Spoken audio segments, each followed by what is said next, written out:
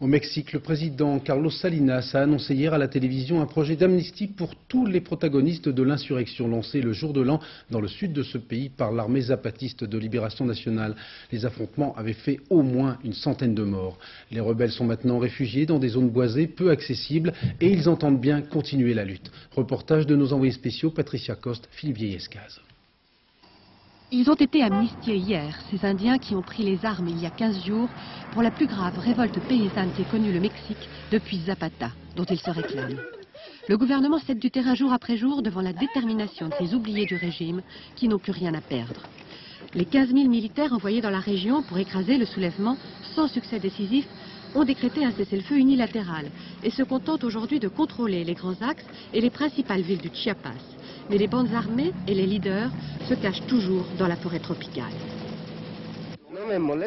Pourquoi venez-vous nous déranger? Vous allez nous attirer des ennuis. L'agent municipal est inquiet. Au bout de kilomètres de piste, sa communauté est du côté des insurgés. De ces problèmes, oui, ça, il veut bien en parler. Nous n'avons pas assez de bois, les terrains sont trop pentus, nous n'avons pas d'eau potable, nos maisons sont insalubres.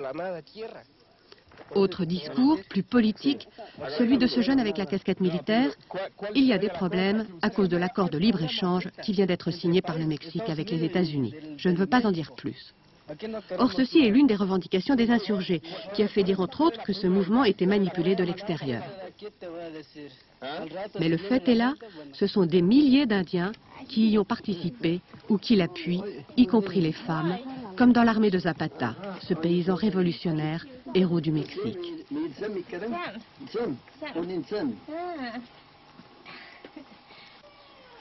Ce qui ne va pas, elle réfléchit. Elle ne veut pas être désagréable. Ce qui ne va pas, c'est que nous n'avons pas assez à manger. Depuis le 12 janvier dernier, date à laquelle l'armée a décrété le cessez-le-feu, c'est maintenant dans tous les villages que les Indiens se mettent à parler, eux qu'on n'écoutait jamais. Une immense litanie de doléances, les terres qu'ils n'ont pas, le prix du café qui chute, les prisons pleines des leurs, les morts faute de soins médicaux. Même les chefs coutumiers ou municipaux qui d'habitude ne veulent même pas qu'on les filme ont pris la parole. Il y a une escalade dans cette lutte qui est politique, bien avant d'être armée. Non. C'est quelque chose de... Il y a déjà un phénomène nouveau. On peut pas revenir avant. C'est une espèce de 68 paysans. Un mai 68 peut-être, mais avec près de 100 morts, des villages dévastés et des milliers de réfugiés.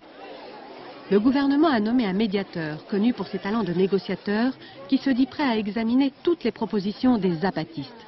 Mais ceux-ci n'ont toujours pas répondu. Ce qu'ils veulent, c'est la fin du parti unique au pouvoir au Mexique depuis plus de 60 ans.